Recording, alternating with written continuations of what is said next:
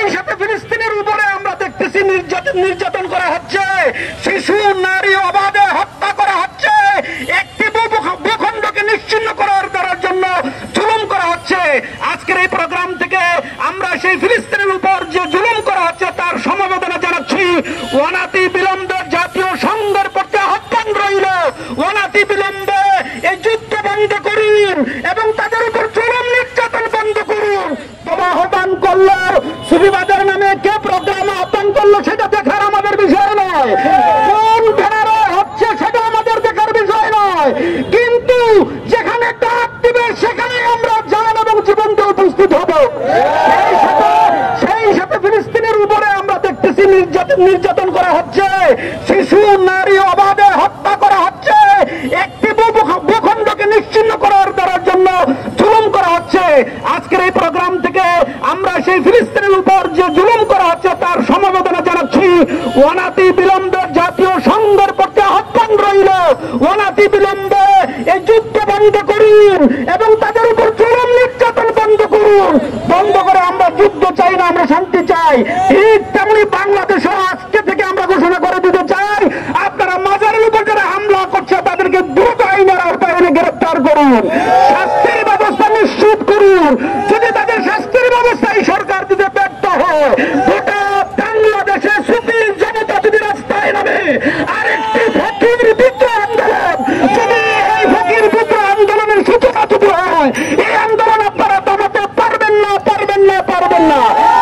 পরিশেষে কথা বলে যাচ্ছি, যারা মাজারের উপরে হামলা করছেন আপনাদের সাথে ইসলামের এবং শরীয়তের কোন সম্পর্ক নাই। শরীয়তে মাজার ভাঙার হুকুম নাই, ইসলামে মাজার ভাঙার হুকুম নাই, ইসলামে কারো বাড়িঘর ভাঙচুর করার হুকুম নাই, ইসলামে কারো বাড়িঘর চালিয়ে দেওয়ার হুকুম নাই। যারা ইসলামের নামে মানুষকে আশ্রয়হীন করছেন, আপনারা ইসলামের সাথে বেইমানি করছেন, কোরআনের সাথে অবমাননা করছেন। আপনাদের বিচার দাবি রেখেই, তাদের বিচার দাবি রেখে আজকে এখানে শেষ করছি। পরিশেষে সুফি জাগরণ পরিষদকে সাথে আমরা সংহতি ঘোষণা করে আজকের এই প্রোগ্রাম যেন মাওলার দরবারে কবুল হয়, লক্ষ কোটি জনতা আসার উদ্দেশ্য নয়। এর আল্লামা রফিকুল ইসলাম বাঙালি দেখেছেন, আল্লাহর ওলিদের ইজ্জত রক্ষা করার জন্য এটা তার ব্যক্তিগত কোনো সংগঠন নয়, এটা তার ব্যক্তিগত কোনো দালাত নয়। আল্লাহর ওলিদের ইজ্জত রক্ষা করার জন্য তিনি আহ্বান করেছেন, তাকে সহযোগিতা করা ছিল আমাদের নৈতিক দায়িত্ব, তার পাশে দাঁড়ানো ছিল আমাদের নৈতিক দায়িত্ব। সুতরাং কে আসলো কে না আসলো এটা আল্লাহ রাব্বুল আলামিন ফয়সালা করবেন। সুতরাং মানুষ এখানে যারা এসেছে আমি বলবো তারা অবশ্যই আল্লাহ এবং তার রসুলের গোলাম। আল্লাহ এবং রসুলের গোলামি আল্লাহ বৃথা দিবে না, আপনাদের কষ্ট আল্লাহ বৃথা দিবে না। দোয়া করছি আল্লাহ যেন আপনাদের এই কষ্টকে কবুল করে।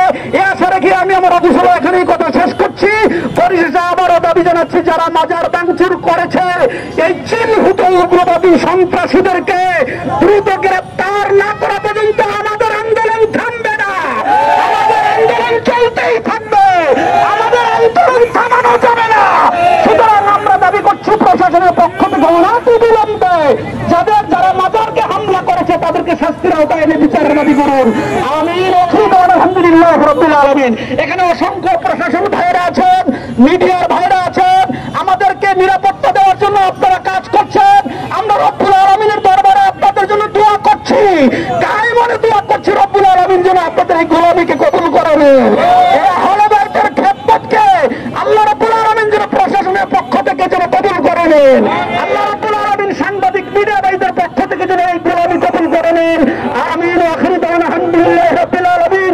জয় হোক বিশ্ব মানবতার, জয় হোক সুফিবাদের, জয় হোক